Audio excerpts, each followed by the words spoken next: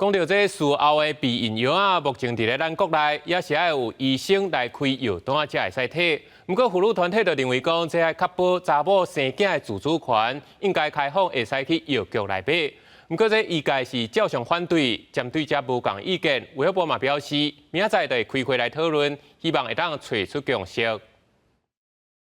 有的女性会伫性行为了后，因为无想要有心，去食术后避免有心的药啊，做紧急措施。目前这伫国内是处方药啊，必须要医师来开。不过有立委和妇女团体呼吁卫福部，为着确保女性生育的自主权和用药啊的权益，应该开放甲这术后避免有心的药啊，改做指示用药，都是社区的药房就会当买，互药师来提供卫教。 你经常吃的话，其实对女性未来怀孕确实是会有一些影响。那怎么样正确的一个使用跟去教育的话，必须透过药师比较有多余的时间来去跟民众做卫教。我们的女性她能够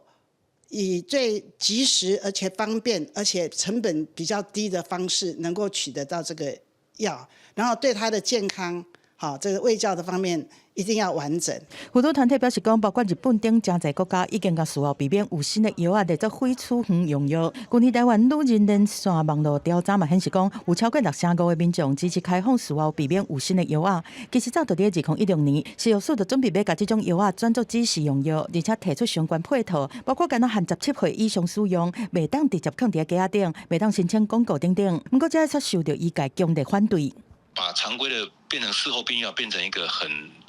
容易拿得到的避孕方式，会造成这些避孕药的滥用，造成青少年的健康会出问题。这个其实我觉得影响是最大的部分。那我们当然方向还是在讨论说，紧急事后避孕药究竟它转类的可行性究竟可行不可行？因为这个除了科学问题上，还有一些社会上的问题。台湾妇产科医学会指出讲，若是开放会当伫药房就会当买，可能造成更较侪女性，尤其是青少年，会准是讲食了就袂有心，对避免有心这件代志产生误解，造成危险性行为增加，连到引起更较侪社会问题。食药署是强调讲，初六因会邀请儿少权益、家长团体、医药界专家等等，就会开会来讨论这项议题。记者综合报道。